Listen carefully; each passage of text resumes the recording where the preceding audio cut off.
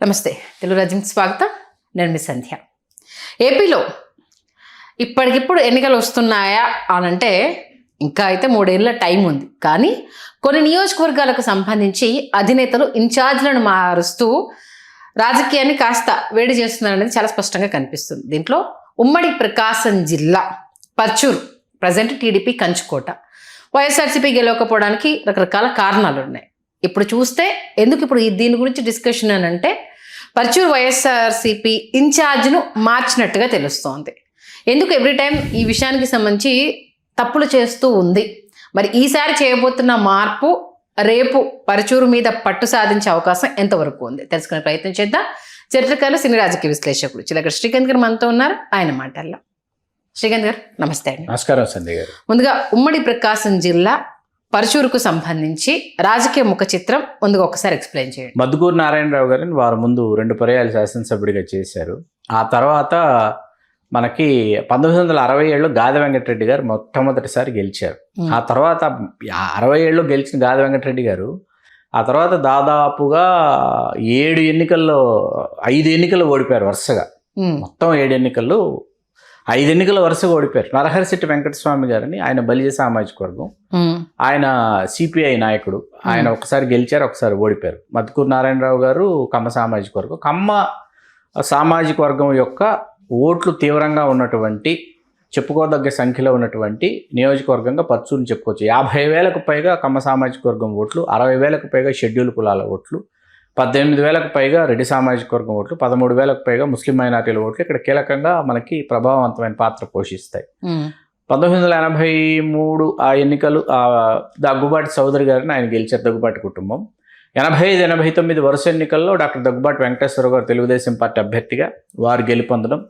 91 లోక్సభ ఎన్నికలు వస్తే వారు ఈ నియోజకవర్గాన్ని ఆ సమయంలో లోక్సభ సభ్యుడిగా బాపట్ల నుంచి దగ్గుబాటి వెంకటేశ్వర గారు పోటీ చేసి గెలుపొందడం. ఆ సమయంలో గాదె వెంకటరెడ్డి గారు గెలవడం ఒక విచిత్రమైన విషయం అనమాట 91లో. అట్లా ఇది ఒక కమ్మ సామాజిక వర్గంతో రెడ్లు తమ వాటా పరచూరులో కూడా కావాలి అనుకున్నటువంటి ఒక నియోజకవర్గంగా మనం చెప్పచ్చు. మీకు 94 ఎన్నికల్లో మరొకమారు డాక్టర్ దగ్గుబాటి వెంకటేశ్వరరావు గారు గెలిచారు. 99 ఎన్నికలకు జాగర్లమూడి లక్ష్మీ పద్మావతి గారు. 94 ఎన్నికల్లో గెలిచిన దగ్గుబాటి వెంకటేశ్వర గారు ఆ తర్వాత చంద్రబాబు వెంట వెళ్ళి ఎన్టీ రామారావు గారు వెన్నుపోట సమయంలో తిరిగి మళ్ళీ ఎన్టీ రామారావు గారి శిబిరానికి వచ్చి అక్కడ తర్వాత ఎన్టీఆర్ టీడీపీ ఏదైతే ఉందో లక్ష్మీపార్వతి గారి నాయకత్వంలో ఆ పార్టీలో ఆయన కొనసాగి రాజ్యసభకి ఆయన ఎన్నికైనటువంటి చరిత్ర కూడా డాక్టర్ దగ్గుబాటి వెంకటేశ్వరరావు గారికి ఉంది. చాలా తక్కువ మందికి తెలుసు ఆయన రాజ్యసభ సభ్యుడిగా చేశారన్న విషయం. 99 ఎన్నికలకు వచ్చేటప్పటికి జాగర్లమూడి లక్ష్మీ పద్మావతి గారిని వారు రాష్ట్ర మంత్రిగా కూడా ఒక వెలుగుగా డాక్టర్ దగ్గుబాటి వెంకటేశ్వరరావు గారు రాష్ట్ర మంత్రి చేశారు, గాదె వెంకటరెడ్డి గారు రాష్ట్ర మంత్రి చేశారు, తర్వాత మనకి జాగర్లమూడి లక్ష్మీపార్వతి గారు రాష్ట్ర మంత్రి చేశారు. ఇట్లాంటి నియోజకవర్గంలో వరుసగా మనకి 2014, 2019, 2024 వరుస ఎన్నికలు తీసుకుంటే ఆ తర్వాత కూడా గాదె వెంకటరెడ్డి గారు 2004, 2009లో గెలిచినటువంటి చరిత్ర మనకు కనిపిస్తుంది. ఈ 3 ఎన్నికలు తీసుకుంటే కమ్మ సామాజిక వర్గం తమ ఆధిపత్యాన్ని నిలబెట్టుకుంటూ, తమ ఆధిపత్యాన్ని కాపాడుకుంటూ, తమ కంచుకోటలలో ఒకటైనటువంటి, అంటే ఆంధ్రప్రదేశ్లో 175 శాసనసభ నియోజకవర్గాలు ఉంటే 175 శాసనసభ నియోజకవర్గాలలో కమ్మ సామాజిక వర్గం ఓటర్లు అత్యధికంగా ఉన్నటువంటి నియోజకవర్గాలు 11. ఆ 11లో పర్చూరు కూడా చెప్పుకోదగ్గ నియోజకవర్గం. వరుసగా ఏలూరు సాంబశివరావు గారు తెలుగుదేశం పార్టీ అభ్యర్థి, వారే 3 పర్యాలు వరుసగా గెలుపొంది హ్యాట్రిక్ సాధించారు. ఇవాళ మొదట 14లో గొట్టిపాటి భరత్ కుమార్ని వైకాపా కమ్మ సామాజిక వర్గానికి అవకాశం ఇచ్చింది, వారు గెలవలేదు. ఆ తర్వాత 19 ఎన్నికలకు వస్తే సాక్షాత్తు డాక్టర్ దగ్గుబాటి వెంకటేశ్వరరావు గారే వైకాపా అభ్యర్థిగా పోటీ చేసి 1650 లోపు స్వల్ప ఓట్ల తేడాతో ఓడిపోయారు ఏలూరు సాంబశివరావు గారి చేతిలో. అది ఒక అక్కడి నుంచి మన డాక్టర్ వెంకటేశ్వరరావు గారి ప్రభ ఒక విధంగా పర్చూరు నియోజకవర్గం మీద ఆయన ప్రభావం కావచ్చు, ఆయన ప్రాధాన్యం కావచ్చు తగ్గిందని చెప్పొచ్చు మనం. తర్వాత మనకు మొన్న 24 ఎన్నికల్లో ఈసారి బలిజ సామాజిక వర్గం నుంచి ఎడమ బాలాజీ అని, ఎడమ చెన్నయ్య గారిని, ఆయన మనకి రేపల్లె నియోజకవర్గం ఉమ్మడి గుంటూరు జిల్లా, ఆ కుటుంబానికి చెందిన ఎడమ చెన్నయ్య గారు 3 పర్యాలు శాసనసభ్యుడు ఇచ్చారు. ఆ కుటుంబానికి చెందిన ఎడమ బాలాజీ గారికి అవకాశం ఇచ్చారు. ఎడమ బాలాజీ గారు 24,000 ఓట్ల తేడాతోనే ఓడిపోయారు ఏలూరి సాంబశివరావు గారి చేతిలో.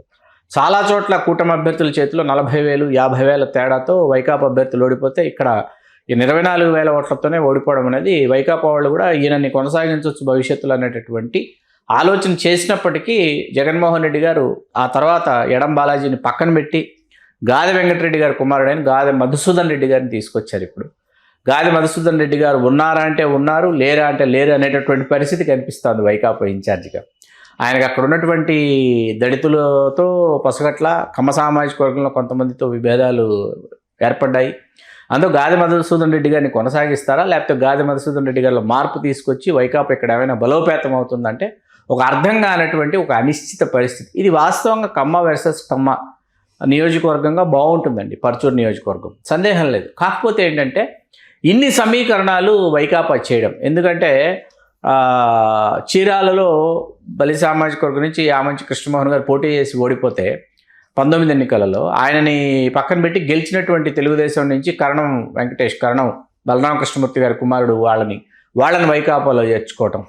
అట్లాగే గుట్టిపాటి రవికుమార్ ఆయన వైకాపాలో గెలిచారు, తెలుగుదేశంలోకి వెళ్ళారు. తెలుగుదేశంలో వాళ్ళు గుట్టిపాటి రవికుమార్ గారు రాష్ట్ర మంత్రి అయ్యారు పక్కన అద్దంకి నియోజకవర్గం నుంచి. అద్దంకి, పర్చూరు, మార్టూరు 3 నియోజకవర్గాలు. మార్టూరు ఈవేళ రద్దయింది.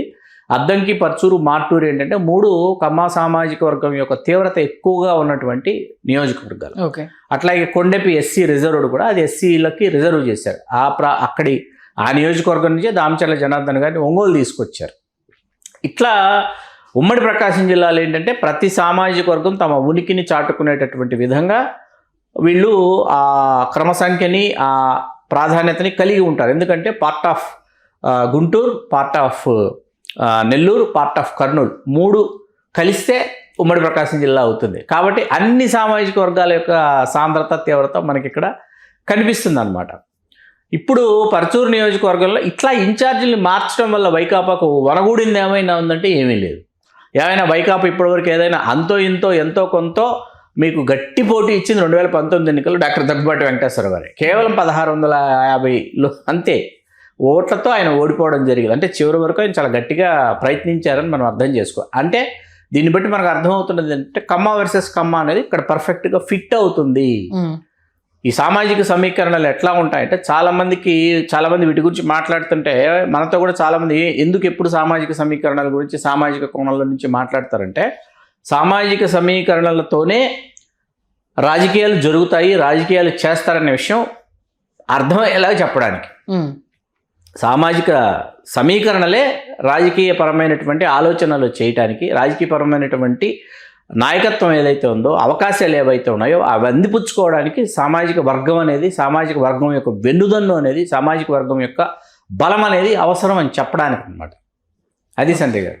మరి గుణపాఠాలు నేర్చుకుని ఎలా ముందుకెళ్లాలనేది ఆలోచించారు. అంటే విభజన తర్వాత నుంచి కూడా టీడీపీ విజయగీతను ఎగరవేసుకుంటూ వస్తున్నప్పుడు యాక్టివ్ గా ఉండే వాళ్ళ విషయంలో కదా ఫోకస్ తీసుకోవాల్సింది.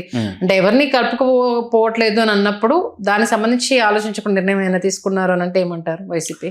అంటే వైసీపీ ముందస్తుగా ఎవరితో చర్చించడం లేదు. ముందుగా ఎవరితోనూ దీనికి సంబంధించినటువంటి చర్చలు కానీ లేకపోతే విధానపరమైనటువంటి నిర్ణయాలు కానీ తీసుకునేటటువంటి పరిస్థితి పార్టీలో లేదు. ఎందుకంటే ఎడం బాలాజీ గారికి ఎందుకు ఇచ్చారు అంటే ఇవ్వాల్సి వచ్చింది కాబట్టి ఇచ్చాము. ఈ సామాజిక వర్గం యొక్క పరిస్థితి, ఆ సమీకరణ అక్కడ పొసగదు కదా అంటే దాని గురించి ఎవరు ఆలోచించలేదు. జనసేన చెప్పుకోదగ్గ సంఖ్యలో, చెప్పుకోదగ్గ స్థాయిలో జనసేన మీకు ఇక్కడ కార్యక్రమాలు నిర్వహించింది. శ్రీకాంత్ మన్నం అని చెప్పేసి ఇట్లా ఎన్ఆర్ఐలు చాలామంది ఇక్కడ చాలా కార్యక్రమాలు నిర్వహించారు. స్వయంగా జనసేన ఆమంచి స్వాములు గారు చీరాల నుంచి తీసుకొచ్చి ఆమంచి స్వాములు గారిని, పవన్ కళ్యాణ్ గారి సామాజిక వర్గానికి చెందిన ఆమంచి స్వాములు గారిని ఇక్కడ ఇన్ఛార్జిగా నియమించిన ఏలూరు సాంబశివరావు గారికి, ఎందుకంటే 2 పర్యాలు ఆయన శాసనసభ్యుడిగా గెలిచారు. 14, 19, 24 ఎన్నికలు ఆయనే పోటీ చేస్తారు. జనసేనకి విడిచిపెట్టే పరిస్థితి ఉండదు. కాబట్టి అక్కడ ఏ సామాజిక వర్గం అయినా వాళ్ళ కోసం మీరు పనిచేయాల్సిందే. జగన్మోహన్ రెడ్డి గారి దగ్గరకు వచ్చేటప్పటికి ఏంటంటే సామాజిక సమీకరణలు ఏ విధంగా చెయ్యాలి, ఏ సామాజిక సమీకరణ ఏ విధంగా మనకు ఇక్కడ కుదురుతుందా కుదరదా అనేటటువంటి చర్చ జగన్మోహన్ రెడ్డి గారి దగ్గర ఇప్పుడు స్థానికేతరులను తీసుకొచ్చి ఆయన ఉమ్మడి గుంటూరు జిల్లాలో, ప్రకాశం జిల్లాలో చేసిన ప్రయోగాలు, ఏది చెవిరెడ్డి భాస్కర్ రెడ్డి గారిని తీసుకొచ్చి ఒంగోలు నుంచి, అనిల్ కుమార్ యాదవ్ గారిని తీసుకొచ్చి నరసరావుపేట నియోజకవర్గం, ఇవన్నీ మామూలు ప్రయోగాలు కాదండి. ఇటువంటి ప్రయోగాలు ఎవరు చేయరు.